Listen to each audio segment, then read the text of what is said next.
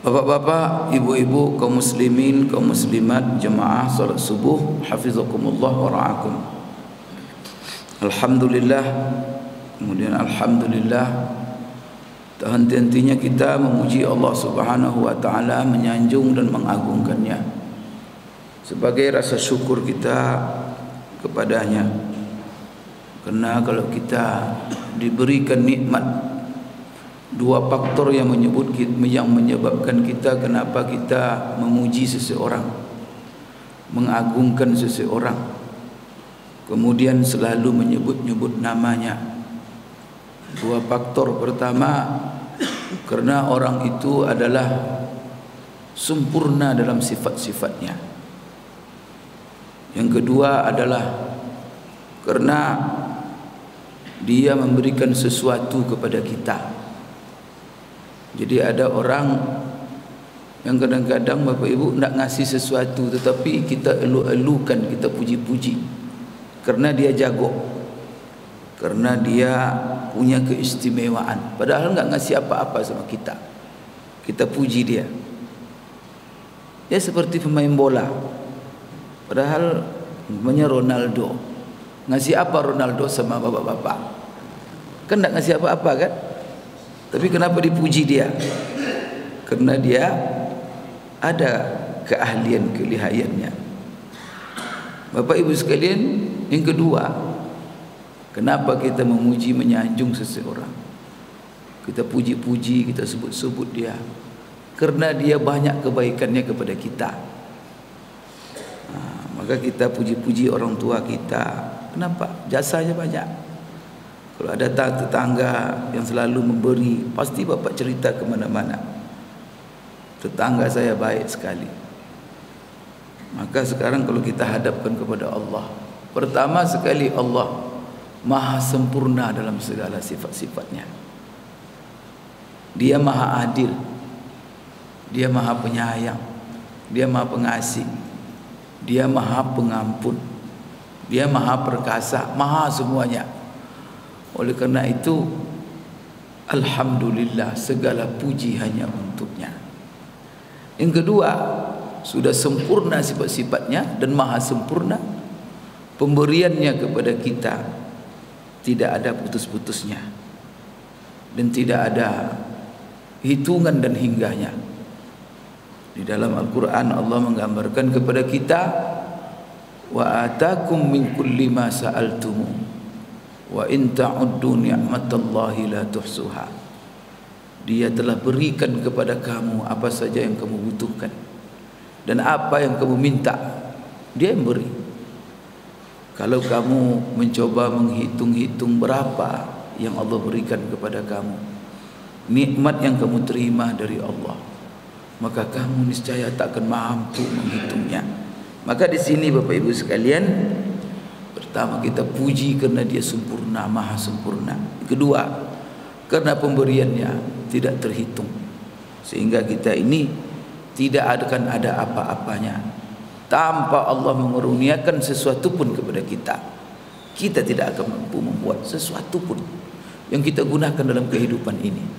Semua yang kita gunakan, semua yang kita pakai, semua yang kita makan, yang kita minum, semuanya adalah ciptaan Allah Subhanahu wa taala. Bapak Ibu sekalian, selalu basahi lidah kita, gerakkan basahi bibir kita, gerakkan lidah kita, selalu memuji-muji Allah dengan mengucapkan subhanallah, alhamdulillah, la ilaha illallah, Allahu akbar, la haula wala quwwata illa billah. Perbanyak lisan itu beristighfar kepadanya, berbanyak bersolawat kepada orang yang paling berjasa di dunia ini, membawakan, menunjukkan kepada kita nikmat yang termahal dalam kehidupan kita, yaitu iman dan Islam. Siapa dia? Rasulullah sallallahu alaihi wasallam. Bapak-bapak, ibu-ibu sekalian yang dimuliakan Allah, pagi ini kembali kita kepada kajian kita biasa, yaitu mengenal halal dan haram di dalam Islam. Maka kajian kita adalah masih dalam apa halal dan haram di dalam mencari rezeki, penghasilan, mencari harta. Karena kita ini Bapak Ibu sekalian semuanya butuh kepada harta. Kemudian semuanya kita ini mencintai harta. Dan bahkan Allah Subhanahu wa taala Bapak Ibu sekalian telah menciptakan kita dengan fitrah mencintai harta. Cinta kepada uang. Selagi kita normal. Kalau saya tanya Bapak Ibu sekalian, ada yang tidak senang uang di sini? Nunjuk. Hah? Ada yang tidak senang punya emas, punya perak? Hah? Semuanya senang. Bahkan kalau ditanya berapa Bapak Ibu kepengen punya uang, kira-kira berapa? Kalau bisa uang di dunia ini milik Bapak Ibu semua. Dan semua ngambil dari Bapak Ibu lewat apa? Lewat semua mereka pekerja Bapak Ibu. Itulah uang. Tidak ada batasnya Pak. Maka coba lihat orang-orang kaya, pernah berhenti cari uang? Tidak ada berhenti dia. Padahal uangnya tidak ada terhitung sudah. Di rekeningnya sudah tak tahu dia berapa. Tapi tak berhenti cari uang. Itu yang namanya nafsu. Dan itu adalah fitrah. Tidak ada batasnya. Oleh karena itu Bapak Ibu sekalian, yang menciptakan kita butuh kepada uang, butuh kepada harta, rasa fitrah. Dalam Al-Quran Allah mengatakan sendiri, zuyyina linnasi hubbus syahawat minan nisa wal banin wal qanatiril muqantarati minadh dhahabi wal fiddati wal khailil musawwamati wal an'ami wal harth dzalika mata'ul hayatid dunya. Apa artinya itu? Zuyyina linnas, telah dihiasi untuk manusia. Yang menghiasinya siapa? Allah. Artinya sudah diberikan fitrah kepada mereka cinta. Cinta apa? Hubbus syahwat, itu mencintai syahwat. Minan nisa dalam bentuk apa? Artinya nafsu. Nafsu untuk apa? Pertama, perempuan. Berarti rupanya nafsu manusia yang paling besar ini kepada perempuan. Cari uang pun dia supaya dapat perempuan. Kan begitu itu. Tapi kalau salah digunakan, silakan, tidak ada masalah. Tapi dengan cara yang halal. Kemudian apa lagi? Minan nisa wal banin, anak-anak. Cinta untuk punya anak-anak itu fitrah. Wal qanatiril muqantara, harta benda yang melimpah. Bentuknya harta itu apa? Emas, minaz zahabi wal fiddah, perak, wal khailil musawwama, kendaraan yang mewah, masya-Allah, wal an'am, hewan ternak yang banyak, wal hars, perkebunan yang luas. Itulah harta kan? Punya kebun, punya pertanian sawah, peternakan, emas, kemudian apa, rumah, kendaraan yang kemudian masya Allah Bapak Ibu, dan perhiasan-perhiasan lainnya. Itu adalah fitrah dalam diri manusia. Maka untuk memenuhi itu semua, manusia cari duit, cari harta. Oleh karena itu Allah yang menciptakan kita, nafsu tidak ada terbatas. Kalau dibiarkan nafsu itu merajalela, apabila nafsu itu digunakan oleh manusia sembarangan, tidak ada aturan, maka apa yang akan terjadi? Terjadi di dalam kehidupan ini kerusakan. Dan bahkan Bapak Ibu sekalian, apa yang akan terjadi? Mungkin tidak ada manusia ini hidup lagi, karena mereka akan saling bunuh-bunuhan. Umpamanya apa? Kalau sempat setiap orang memperturutkan nafsunya, duit orang, duit dia, kira-kira apa? Orang sudah capek-capek cari duit, tiba-tiba dirampok, dicurinya. Apa yang terjadi? Kan menghalalkan segala cara. Kemudian orang capek-capek cari duit, cari apa namanya, kemudian ditipu, hilang duitnya. La ilaha illallah. Kadang-kadang orang 10 tahun sudah nyimpan duit itu, nabung. Tiba-tiba dihipnotis, habis semuanya. Kira-kira setelah itu gimana kira-kira perasaan? Stres nggak Bapak Ibu? La ilaha illallah, ditipu, dikibuli. Maka apa? Agama mengatur. Masya Allah. Aturan agama ini indah sekali. Untuk siapa? Supaya manusia baik. Kamu silakan punya duit banyak-banyak, punya harta banyak-banyak. Tapi ingat, jangan kau raih harta itu sembarangan. silakan, tapi tempuh semuanya dengan jalan yang halal. Bapak Ibu sekalian, kita sudah menjelaskan macam-macam pekerjaan, usaha yang boleh kita di situ mencari harta. Maka semua yang Allah ciptakan ini, silakan cari harta dengan apa? Menggarap tanah yang Allah telah ciptakan. Allah telah ciptakan tanah itu potensi untuk menumbuhkan segala sesuatu.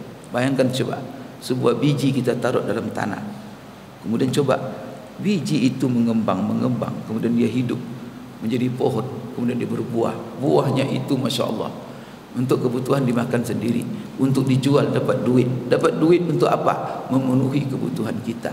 Coba, siapa yang menciptakan dalam tanah itu kemampuan? Biji yang tadi kalau kita taruh saja di situ, mati biji itu jadi sampah. Tapi ketika ditaruh di tanah, ya Allah, pecah biji itu, kemudian dia menumbuhkan.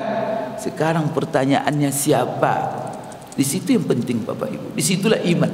Siapa yang menunjuk, yang memberikan potensi dan energi di tanah itu untuk menumbuhkan. Kemudian apa? Supaya dia bisa tumbuh, Allah kombinasikan tanah itu, turun hujan, Masya Allah. Kombinasi antara tanah dan ada air, Masya Allah, membuat tumbuh-tumbuhan kita tumbuh dengan bagus, kemudian tumbuh dengan subur hijau. Setelah itu membuahkan hasil luar biasa. Bapak Ibu sekalian, kalaupun dipupuk, pupuk itu juga dari mana? Ciptaan Allah. Banyak pupuk dari kotoran hewan. Hewan itu buatan siapa? Ciptaan siapa? Allah. Kemudian apa? Siapa pula yang menciptakan? Ada di situ kekuatan potensi energi penyuburan sesuatu di dalam tai hewan, kotoran hewan itu. Siapa yang membuat itu? Allah semua. Sampai kencing hewan, kalau kena tumbuhan subur dibuatnya. Tapi Bapak Ibu sekalian, Masya Allah, kotoran hewan itu sebenarnya menjijikkan. Kencing hewan menjijikkan. Tapi kalau mengenai tumbuh-tumbuhan, kemudian buah itu kita makan, tak ada rasa kencing hewan sedikit pun. Ya enggak? Tak ada rasa kotoran hewan. Itu bagaimana Allah menyaringnya? Kok tiba-tiba manis barang itu? Kalau durian segar, Masya Allah, Bapak Ibu, mangga enak, lezat. Maka kalau manusia berfikir syukur, karena manusia kalau dia buat tak mampu, dia tinggal memanfaatkan yang ada saja. Bapak Ibu sekalian, salah satu pekerjaan yang belum kita bahas secara detail adalah masalah mencari rezeki antara sesama kita. Jadi salah satu Bapak Ibu sekalian yang Allah tundukkan, sebagian kita ini dijadikan oleh Allah melayani sebagian. Maka bolehkah kita melayani, saling melayani itu adalah sebagai sumber rezeki bagi kita. Maka di sini adalah salah satu sumber rezeki ini, sumber daya manusia. Kemudian kita untuk melayani manusia, dan kita mengambil harta atau rezeki dari situ. Seperti apa Bapak Ibu sekalian? Bekerja sebagai karyawan, bekerja sebagai pegawai, bekerja sebagai Bapak Ibu pejabat. Yang mana? Apakah itu pekerja pegawai di lembaga pemerintahan? Apakah kita menjadi karyawan di sebuah perusahaan? Ya seperti umpamanya perusahaan-perusahaan sawit, banyak perusahaan kertas, RAPP, Indah Kiat, kita menjadi karyawan di situ. Bekerja kita, kemudian kita digaji. Sekarang gaji dari hasil kerja untuk pemerintah sebagai Bapak Ibu sekalian pegawai di berbagai dinas. Kita mengerjakan pekerjaan yang mana itu adalah kewajiban pemerintah. Kita ditunjuk menjadi pegawai di sana. Kemudian asas kerja kita itu kita digaji. Apakah digaji per proyek? Apakah kita digaji Bapak Ibu sekalian per bulan? Maka di sini apakah ini adalah pekerjaan yang sah di dalam Islam? Bapak Ibu sekalian, sepakat ulama mengatakan bahwa salah satu sumber rezeki itu adalah saling melayani antara sesama kita. Artinya apa? Bahwa kita memberikan tenaga, skill kita, keahlian yang Allah telah berikan kepada kita. Dan itu pun Bapak Ibu Allah ngasih. Itu Allah kan Bapak Ibu, kalau kita jadi pegawai, jadi karyawan, di lembaga apa saja, ataupun menjadi karyawan hanya bagi seseorang. Syarat pertama apa? Akal sehat. Pasti itu dia tidak gila. Maka pegawai tidak ada di pemerintahan, di dinas apapun menerima pegawai orang gila. Ada? Sampai di rumah sakit jiwa pun. Rumah sakit jiwa memelihara orang gila itu, ada pegawainya orang gila? Tidak ada, Bapak Ibu. Satpam pun tidak ada jadi orang gila. Tukang sapu, bisa tukang sapu orang gila? Bukan bersih, sampah aja di mana-mana nanti. La ilaha illallah. Sempat satpam jadikan orang gila. Kira-kira apa? Bobol bang itu semua. Coba akal sehat siapa yang ngasih? Itu saja disyukuri Pak. 24 jam kita sujud. Masya Allah pada Allah. Maka jangan orang sombong ketika dia menjadi pejabat, kemudian dia kaya, duit banyak, dapat gaji. Ingat Allah. Kita semuanya pakai perangkat yang Allah berikan. Sempat dicabut nikmat itu oleh Allah. Jadi apa kita? Tak jadi apa-apa. Karena orang gila tak bisa dipekerjakan di mana-mana. Maka orang gila kalau mengganggu, malah dikerangkeng dia. Ya enggak? Mengganggu kehidupan orang lain. Gitu kan? Nah, itu adalah Allah. Kemudian apa lagi? Nah, dia sehat akal. Karena akal itu bertingkat-tingkat. Akal yang punya skill, Masya Allah. Skill itu Bapak Ibu siapa yang memberikan? Allah. Semuanya akal, otak, kemampuan otak. Maka otak itu disebut lub. Maka namanya ulul albab, orang yang punya lub. Karena lub itu artinya intisari. Intisari manusia itu ada pada akalnya. Maka semakin cerdas akalnya, semakin memungkinkan dia untuk membawa berbagai pekerjaan. Maka di dalam Bapak Ibu sekalian, pekerjaan menjadi pegawai, ada kaedah-kaedah Bapak Ibu sekalian di dalam menggaji orang. Berapa orang terima? Maka ada 3 tingkat. Ada orang yang bekerja dengan hanya tenaganya saja, tak bekerja pakai otak, pokoknya tenaga. Seperti namanya menggali parit, membuang sampah, ngumpulin sampah. Itu kan tidak ada kerja otak itu kerja tenaga. Orang seperti ini sebenarnya penghargaan upah untuk dia itu paling minim kalau dia hanya bekerja dengan tenaga. Yang kedua Bapak Ibu sekalian, tingkat di atasnya orang yang bekerja dengan tenaga dan otak. Itu di atas itu tuh tingkat upah yang diterimanya. Yang paling tinggi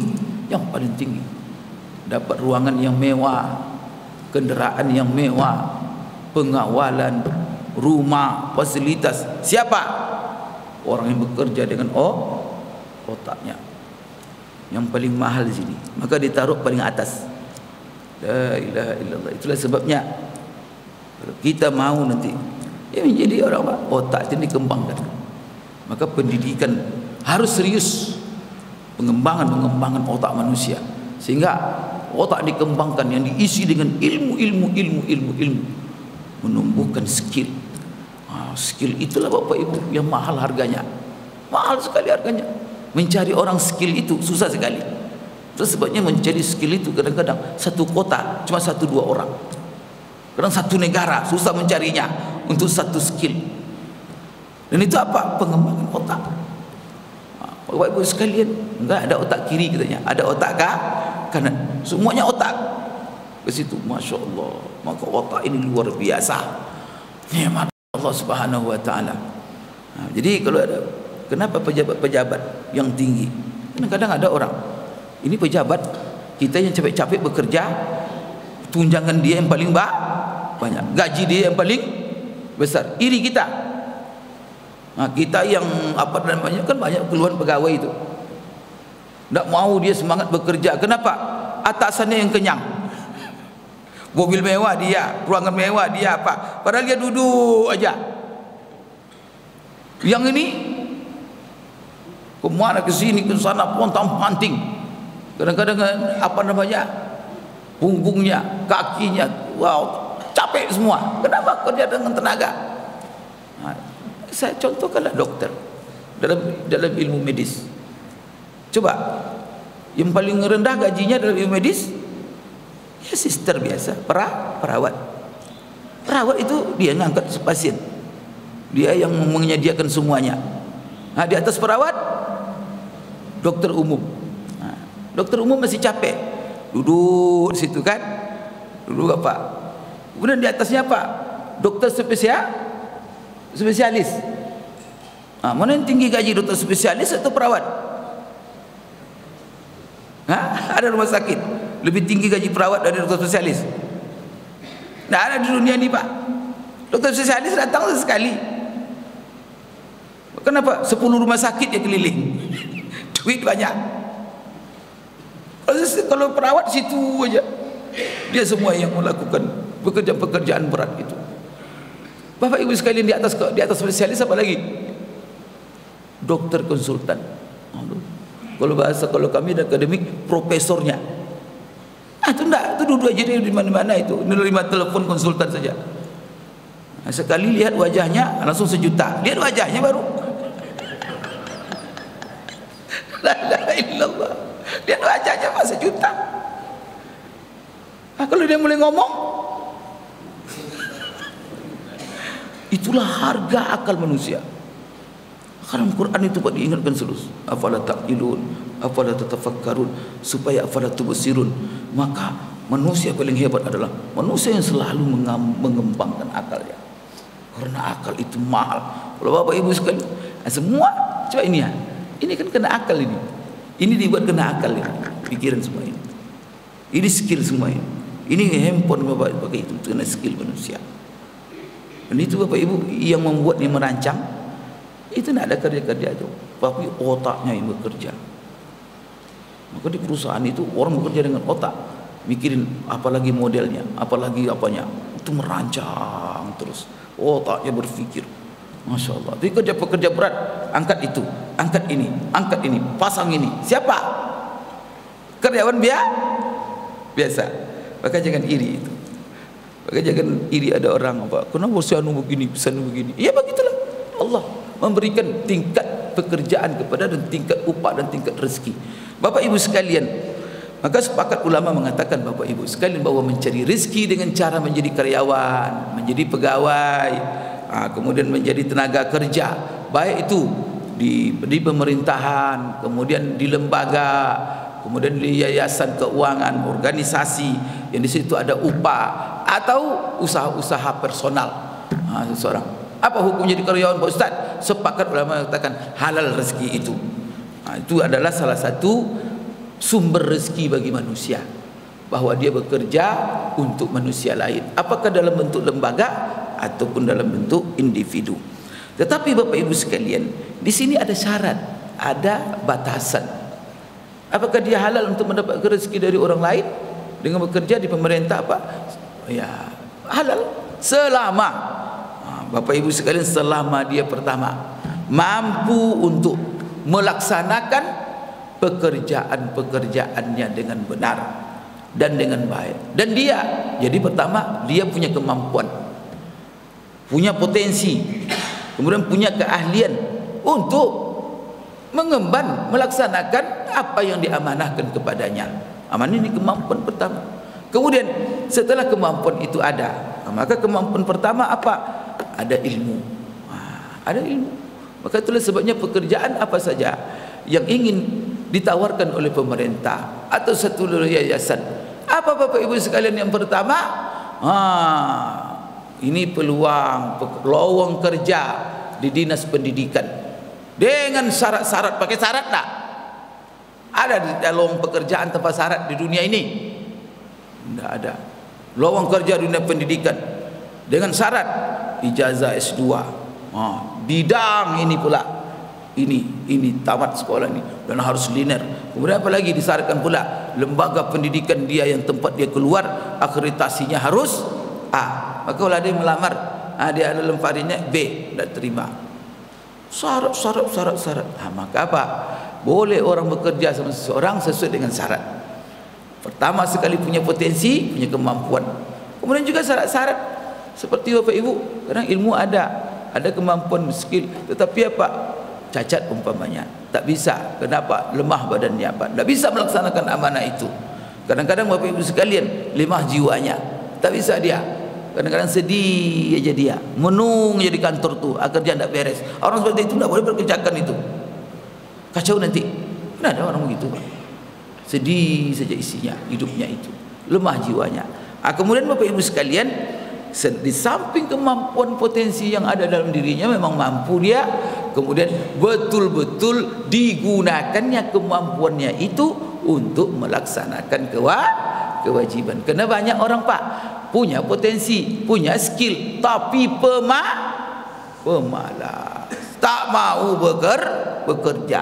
Kadang berpuluh-puluh tahun dia, kalau sempat dikerahkannya potensi itu, mungkin yang dibuatnya luar biasa, tapi malas-malas. Ya, dibawanya kadang-kadang pergi ke kantor hanya pergi absen saja.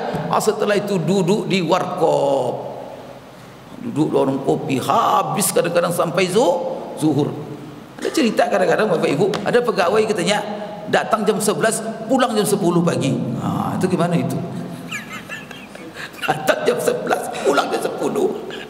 Artinya apa? Begitulah kasarnya. Datang hanya untuk absen atau menghilang dia. Nanti ada orang yang berurusan, tahu pergi kemana? Rupanya apa? Di warung kopi merokok-rokok, minum kopi. Orang antri. Orang seperti ini Bapak Ibu tidak boleh ini. Kalau kan kita bekerja tidak melaksanakan kewajiban, jangan bekerja, mundur. Dan ini Bapak Ibu sekalian berhubungan dengan hasil kita. Minimal hasil yang kita terima, kalau sudah begitu tidak melaksanakan, minimal subuhan. Kalau tidak, itu adalah haram. Maka hati-hati Bapak Ibu sekalian, dua hal ya, punya kemampuan, kemudian potensi itu betul-betul dikerahkan untuk melaksanakan apa yang menjadi tugas dan kewajiban dalam dunia kerja kita. Baik itu bekerja di pemerintah, baik itu bekerja di swasta, baik itu bekerja pada individu. Ini penting. Oleh karena itu Bapak Ibu sekalian, tidak boleh. Ini dalam Islam, ini kaidah agama Islam. Maka dalam syariat Islam tidak boleh seorang muslim mengajukan dirinya untuk satu pekerjaan yang dia tidak ahli di situ. Maka Bapak Ibu sekalian, Rasulullah SAW mengingatkan dalam sebuah hadisnya, apa?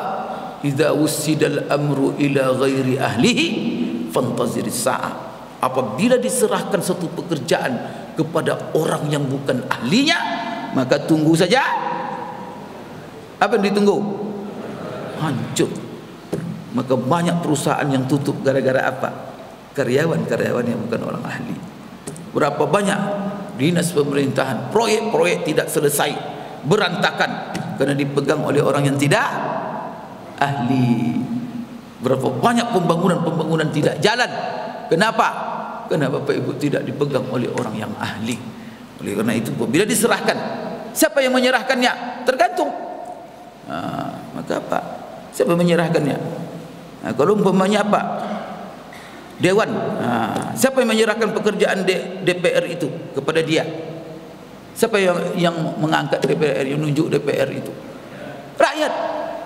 Berarti Bapak hati-hati, jangan serahkan DPR itu. Maka rakyat ini harus mengerti DPR itu apa tugasnya, apa kewajibannya, mulai dari DPRD kota, DPRD provinsi, DPR pusat, apa kerjanya, tugasnya umpamanya apa? Membuat undang-undang, mengawasi jalannya Bapak Ibu sekalian pemerintahan. Kemudian Bapak Ibu sekalian melakukan pengawasan. Jadi membuat undang-undang, kemudian Bapak Ibu melakukan pengawasan, kemudian Bapak Ibu sekalian mengontrol Bapak Ibu sekalian proyek-proyek pemerintah apa semuanya. Sekarang Bapak Ibu bagaimana dia membuat undang-undang, dia sendiri tidak mengerti apa-apa. Maka Bapak Ibu ketika memilihnya harus lihat ahli dia atau tidak. Kalau tidak, Bapak telah menyerahkan sesuatu kepada orang bukan ahlinya, nanti pertanggungjawabkan di hadapan Allah nanti. Kenapa kamu serahkan kepada orang yang bukan ahli? Kamu tahu itu orang tidak benar, pendidikan tak ada, kemudian tidak mengerti tentang apa itu undang-undang, tak pernah membaca, pendidikan juga tak jelas. Setelah itu diserahkan kepada dia. Saya menyerahkan. Kamu serahkan lewat pilkada, lewat nyoblos. Maka orang yang menyoblos orang yang tidak tahu, dia tiba-tiba nyoblos. Apalagi karena diserahkan amanah, itu namanya pemerintah telah menyerahkan kepada kita, rakyat, pilih oleh kalian DPRD kalian. yang akan mewakili kalian untuk membuat undang-undang, membuat aturan-aturan, mengawasi undang-undang dan aturan-aturan, kemudian mengawasi seluruh proyek-proyek pemerintah, semua kinerja pemerintah. Sekarang Bapak Ibu sekalian mengesahkan APBD, dia tidak mengerti apa-apa. Lalu apa lagi Bapak Ibu sekalian? Maka amanahnya ada di tangan kita, di tangan rakyat biasa. Nanti rakyat biasa menusuk. Maka rakyat biasa apa kewajibannya? Mengetahui, harus mengenal itu DPRD yang kita tunjuk itu apa kerjanya. Maka kita pastikan ketika kita nyoblos orang, ini orang potensi atau tidak, ini orang layak tak untuk itu. Kalau layak, kalau tidak layak Bapak Ibu tahu tak layak ini orang, tak mengerti apa-apa, dicoblos juga, itu tanggung dosa nanti. Atau Bapak Ibu sekalian, ini lebih bahaya lagi, sudah diserahkan amanah untuk memilih, tapi apa? Amanah itu dijadikan untuk mencari rezeki, mencari duit. Itulah salah satu pekerjaan yang haram, yang namanya menyogok. Siapa yang mau pilih? Duit. Kadang-kadang diterimanya apa? Dari 100 calon, duit semua itu. Semua diterima. Di sini 100.000, 200.000 apa? Dimakannya harta haram itu. Aku entah siapa yang dipilihnya, tidak mengerti dia. Maka sedih kita Bapak Ibu kadang-kadang. Masyarakat ditanya, siapa kamu pilih? Tak tahu saya. Yang penting nomor sekian. Sebab saya tadi sudah dikasih duit. Astagfirullahaladzim. Bapak Ibu hancur. Rasulullah bilang, iza wusidal amru ila ghairi ahli. Maka siapa yang bertanggung jawab untuk mensosialisasikan? Ini orang mengerti, orang tidak mengerti. Ini orang apa? Semua kita yang bertanggung jawab untuk menegakkan yang namanya kebaikan, amar ma'ruf. Maka semua kita, kalau ada nanti calon-calon, sosialisasikan siapa yang mengerti, siapa yang tidak mengerti. Jangan biarkan nanti main duit, rusak negara ini, rusak kehidupan kita. Berarti kalau kita main duit, kita menghancurkan diri kita sendiri. Maka kesalahan tidak siapa-siapa, yang salah kita semua. Karena tidak mengerti. Itulah namanya pendidikan politik. Pendidikan politik harus mengerti Bapak Ibu, jangan sembarang pilih. Oleh karena itu pemerintah sendiri menitipkan amanah itu kepada kita. Supaya apa? Supaya kita pilihkan amanah pemerintah. Menitipkan amanah itu untuk apa? Supaya kita pilih sesuai dengan keahliannya. Orang yang patut, orang yang layak. Ibu sekalian, apalagi DPR provinsi, DPR pusat. Siapa yang akan kita pilih? Maka di sini Bapak Ibu sekalian, tidak boleh kita siapapun menunjuk, apalagi di seseorang. Ini bagi kita dulu. Kita tidak boleh mengajukan diri kita untuk bekerja, mengambil satu jabatan pekerjaan yang kita tidak ahli, haram hukumnya. Umpamanya kita tidak ada kenal, ini arsitektur, ini kerjanya menggambar, kerjanya membuat rancangan proyek. Dia sendiri tak pernah belajar di STM, tak pernah belajar di sekolah kejuruan yang mengerti itu. Tiba-tiba dia masuk, dia menyogok, tiba-tiba situ tidak tahu dia kerja. Akhirnya apa? Buat teh kerjanya situ. Orang butuh keahlian dia, akhirnya buat teh. Kadang-kadang karena dia orang banyak duit, itu orang besar, nganggur aja di sana. Habis pula menggaji dia, kerjaan tak. Siapa yang rugi? Habis APBD. Gara-gara apa Bapak Ibu? Rusak kehidupan. Itulah sebabnya apa? Rasulullah mengatakan, la'anallahu ar-rashi wal murtashi. Ar-rashi wal murtashi finnar, kata Rasulullah. Allah melaknat orang-orang yang menyogok, orang-orang yang nerima sogok. Maka apa? Allah. Maka kalau rakyat ini, bangsa ini tukang sogok, tukang terima sogok, Allah akan jauhkan kita dari rahmatnya. Rasakan sendiri krisis kehidupan di hari demi hari. Gara-gara apa? Sogok menyogok kita biarkan. Yang menerima sogok, yang dibawa kerjanya menyogok. Astagfirullahalazim Bapak Ibu. Apalagi kata Rasulullah, ar-rashi wal murtaji finnar. Yang menyogok, yang menerima sogok, yang minta sogok, semuanya di dalam api neraka. Hidup sebentar, setelah itu mati kita lagi. Hisab semuanya. Kita akan menemui. Jangan main-main. Tak mungkin kehidupan ini Bapak Ibu. Semua orang berbuat, ada yang buat jahat, setelah itu hilang setelah mati? No. Setelah mati di situ hisab, di situ perhitungan. Maka hati-hati kita dalam hidup ini. Maka besok kalau memilih, kalau tidak tahu orang jangan pilih. Atau dikasih tahu siapa ini, pantas dia tidak. Karena kalau tidak, kita ikut dalam unsur menghancurkan bangsa ini bersama-sama. Karena kita serahkan kepada orang yang tidak ahlinya. Dan itu kaidah kehidupan, tidak bisa diapakan.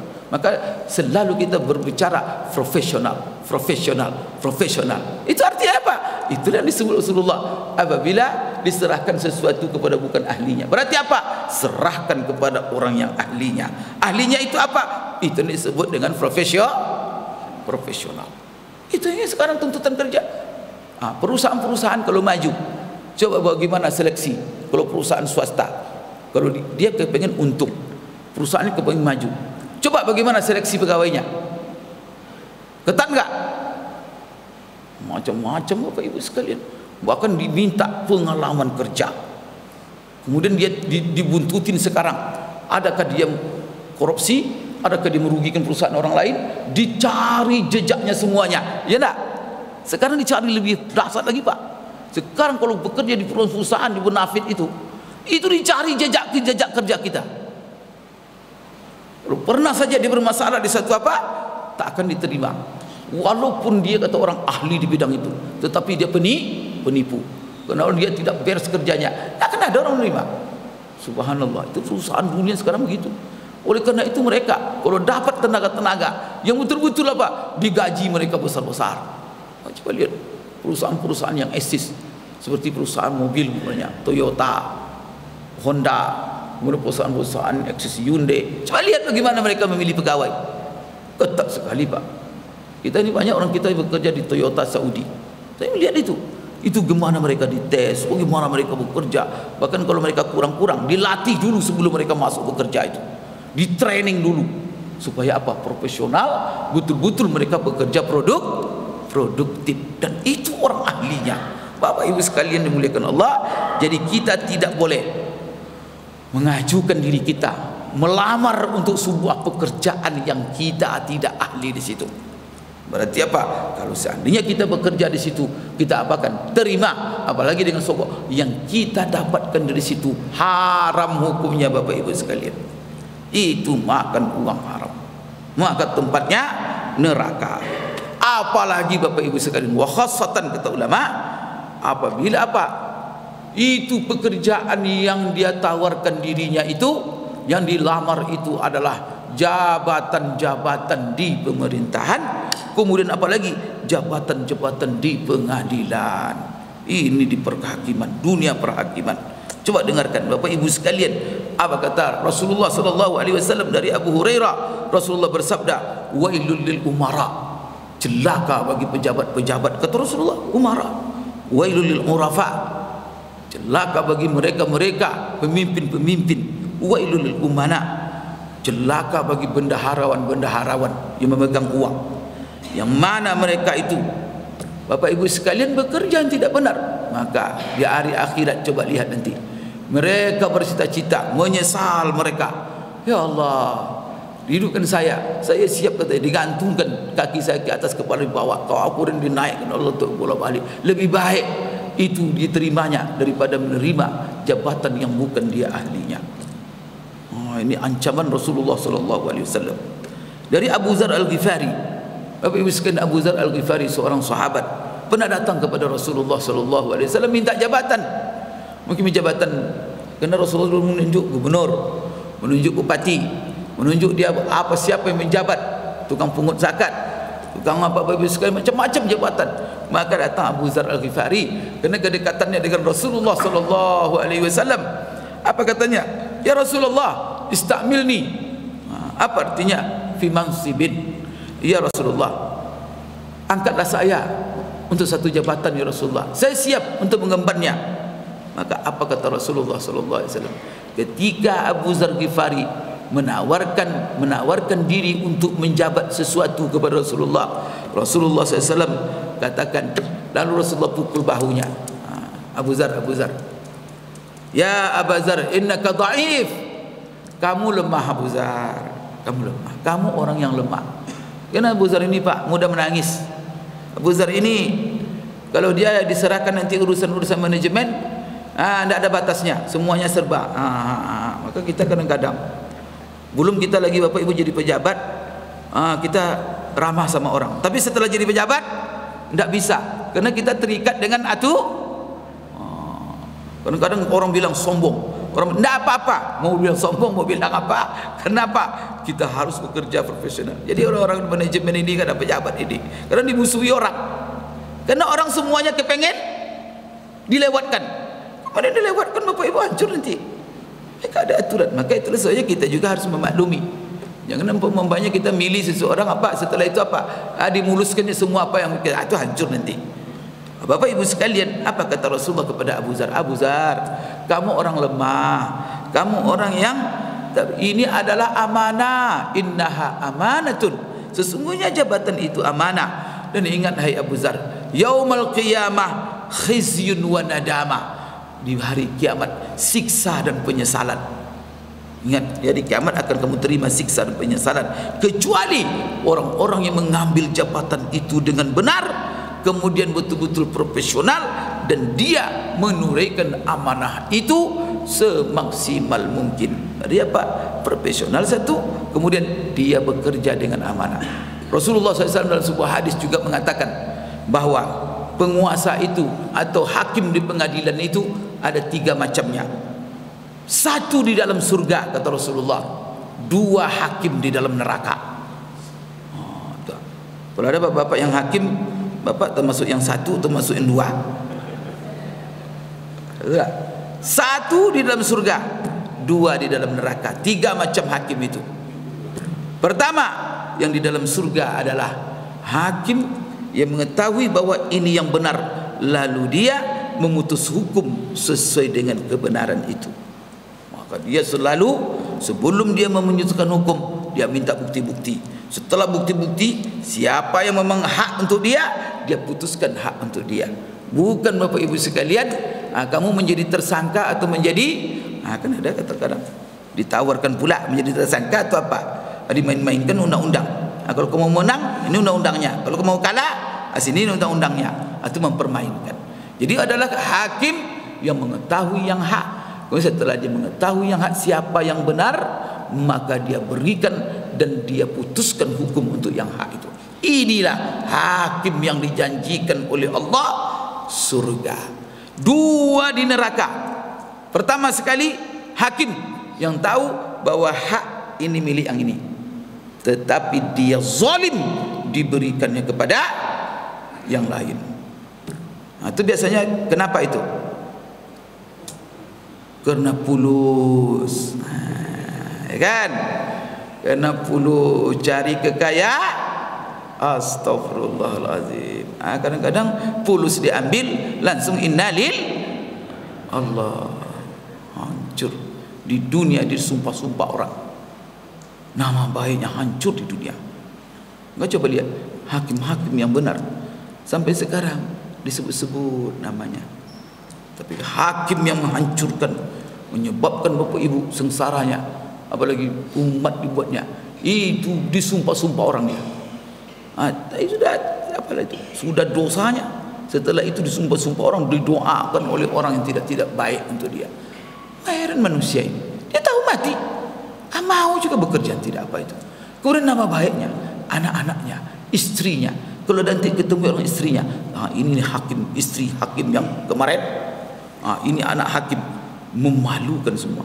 Anaknya menanggung malu, istrinya menanggung malu. Terus sekarang berani, kemana otaknya, kemana pikirannya? La ilaha illallah. Manusia ini Bapak Ibu sekalian, kalau tidak ada iman, mementingkan dunia sementara, tetapi dia korbankan harga diri, harga anak dan istrinya, dan juga nasib hidupnya setelah dia mati. Karena itu Bapak Ibu sekalian, musuh 3 macam hakim itu. 1 dalam surga yang mengetahui yang hak, memberikan kepada setiap orang apa yang menjadi haknya. Kemudian 2 perkara, 2 golongan hakim masuk neraka, dan itu kayu bakar api neraka. Pertama, hakim yang tahu yang benar dan dia sudah menemukan yang benar ini, tetapi dia lalu zalim, kemudian dia menangkan yang seharusnya kalah. Ini adalah jadi ini hakim dia tahu, mengetahui yang benar, lalu dia zalim. Hakim yang kedua adalah hakim yang memutuskan hukuman dan dia tidak tahu apa-apa, dia bodoh, tapi memutuskan putusan dengan dan dalam kebodohannya. Ini adalah Bapak Ibu hakim masuk neraka. Jadi tiga. Jadi hakim yang mengetahui yang hak dan menghukum dengan yang hak. Yang kedua, ini neraka ini. Hakim mengetahui yang hak tapi dia tidak menghukum dengan yang hak. Yang ketiga, hakim yang tidak tahu apa-apa, tetapi dia memutuskan hukum dalam kebodohannya. Maka kalau sudah kita tak tahu, mundur saja. Jangan membuat. Karena putusan hukum itu bisa menyengsarakan manusia. Itu bisa menzolimi manusia. Bapak Ibu, ini Rasulullah SAW mengatakan. Oleh karena itu Bapak Ibu sekalian, apalagi itu jabatan-jabatan tinggi, hendaknya seorang muslim menghindari. Selama ada orang lain yang bisa untuk memikulnya, sekalipun dia melihat dirinya pantas untuk Bapak Ibu sekalian menduduki jabatan itu. Tapi kalau selagi ada orang lain yang dia lihat amanah, jujur, profesional, ada orang lain, ya silakan. Jangan dia. Kenapa? Kalau kita tawarkan diri kita untuk satu jabatan dan kita cari-cari, padahal banyak orang, Bapak Ibu sekalian, dan itu tidak baik dalam Islam. Kenapa?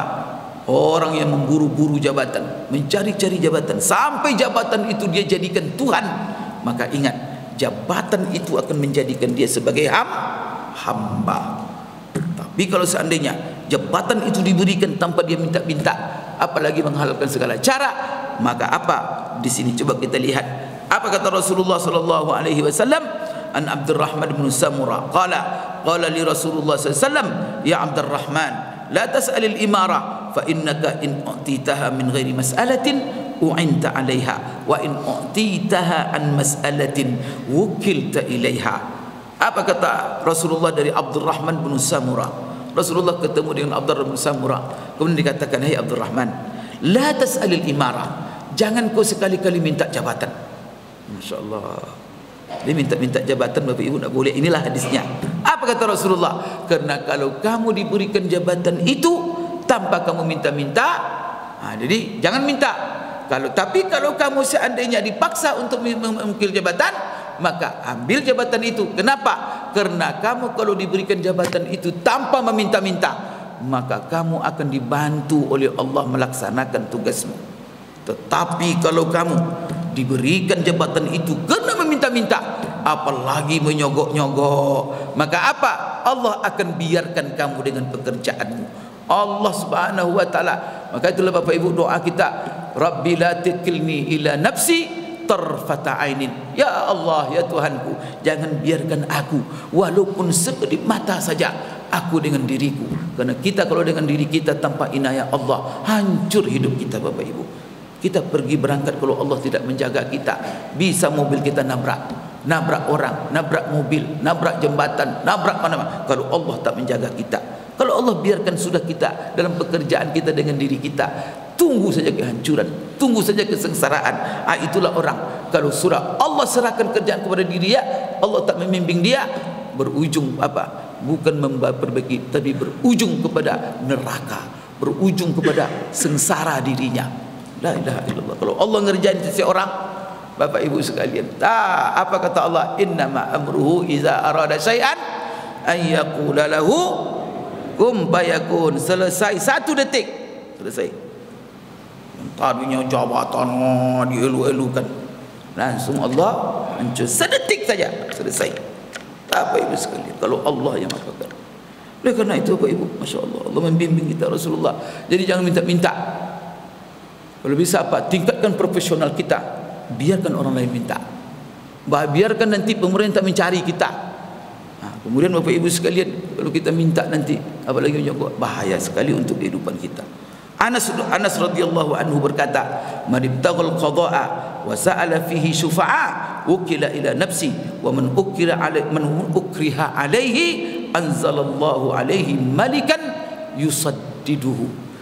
Malakan yusaddiduhu. Apa artinya ini? Anas mengatakan, barang siapa yang menuntut jabatan hakim, kemudian dia mencari orang-orang supaya menjadi penolongnya, kemudian menjadi syufa'a, apa namanya, syafaat gitu. Dicari orang-orang perantara supaya dia bisa menjadikan jabatan itu. Apa kata Rasulullah, kata Anas, maka Allah akan biarkan dia dengan jabatannya. Maka dia nanti celaka. Kemudian apa lagi? Barang siapa yang dipaksa untuk menduduki sebuah jabatan dan dia orang ahli, maka Allah akan turunkan, kata Anas bin Malik, dan itu adalah hadis Rasulullah SAW, seorang malaikat atau malaikat untuk membimbing, menjaga dan membenarkan seluruh pekerjaannya, mengarahkan kepada yang benar seluruh pekerjaan yang dikerjakannya. Bapak Ibu sekalian, maka minta jabatan, memburu-buru jabatan, kemudian tamak kepada jabatan, bagi seorang muslim itu tidak ada. Namun Bapak Ibu sekalian, ada kisah dalam Al-Quran, kisah Nabi Yusuf. Nabi Yusuf pernah menawarkan dirinya supaya menjadi perbendaharaan di tengah-tengah ataupun di sebuah kerajaan. Bahkan penguasanya itu bukan seorang muslim, tapi dia ketika itu dia minta, jadikan saya sebagai menteri keuangan dan perbendaharaan negara. Bagaimana ini menggabung antara Rasulullah satu sisi melarang kita minta jabatan, tetapi dalam Al-Quran Allah menceritakan kisah Nabi Yusuf, dia minta jabatan. Maka ulama menyimpulkan bukan bertentangan, tidak. Maksudnya adalah apa? Selama seseorang melihat ada orang lain yang bisa memenuhi jabatan itu, maka dia jangan minta. Tetapi kalau seandainya ada seorang lihat jabatan itu sudah sembarangan dipukul orang, sudah dipegang orang-orang tak ahli, dan bahkan menyebabkan kerugian bagi negara, kerugian bagi bangsa, dan membuat sengsara. Setelah itu Bapak Ibu, kerugian bagi perusahaan macam-macam, dan dia melihat orang-orang yang duduk di situ tidak beres, lalu dia lihat dirinya mampu dan bertekad dan dia ahli, maka orang seperti, bahkan barangkali Bapak Ibu, wajib dia untuk mengambil jabatan itu ketika ada kesempatan, karena dilihatnya ini bahaya sekali. Itulah sebabnya kenapa Nabi Yusuf alaihissalam Bapak Ibu menawarkan dirinya, karena dia yang tahu, dia cerdas, apalagi akan dihadapi. Karena raja bermimpi sebelum itu, kita akan menghadapi 7 tahun subur, tapi kita akan menghadapi 7 tahun berikutnya musim paceklik dan kelaparan. Maka apa? Yusuf melihat ini tidak ada yang bisa meneranganinya ini, tapi saya insya Allah bisa. Maka dia tawarkan kepada raja, saya yang mengurusi semuanya itu. Maka diberikan kepada Yusuf. Alhamdulillah, tidak terjadi kelaparan 7 tahun, yang mana itu merupakan mimpi daripada raja. Maka Yusuf ketika itu bagaimana dia mengatur perekonomian untuk persiapan resesi ekonomi apa yang dipersiapkan, sehingga apa? Mengantisipasi terjadi krisis. Alhamdulillah. Maka itulah sebabnya apa? Dia punya gudang makanan, dia punya persiapan. Datanglah keluarga-keluarganya, saudara-saudaranya datang ke Mesir dari Palestina. Bayangkan itu Bapak Ibu, 11 saudara, 10 saudara, laki-laki tegap dengan ontanya, minta makanan di gudang raja, semua dikasih. Setiap orang datang 1 ekor onta. Maka Masya Allah, teratasilah Jadi gini, apa kesimpulannya Bapak Ibu sekalian dalam hal ini? Apabila seseorang Bapak Ibu sekalian melihat bahwa jabatan itu sudah dipegang orang-orang yang tidak beres, lalu dia melihat bahwa dirinya amanah, bahwa dirinya akan bisa mampu melaksanakan dengan benar, dan dia profesional dalam bidang itu, maka tidak salah dia mengajukan dirinya untuk jabatan tersebut. Bahkan barangkali Bapak Ibu, kalau dia ditawarkan, wajib dia menerima demi untuk kemaslahatan orang banyak. Bapak Ibu sekalian, insya Allah kita akan jelaskan, karena waktu juga membatasi kita, nanti bagaimana bentuk-bentuk pekerjaan menjadi pegawai yang diharamkan oleh Allah Subhanahu wa taala, dan juga dijelaskan oleh Rasulullah SAW haram hukumnya kita untuk mendudukinya. Insyaallah kita sambung pada kesempatan yang akan datang.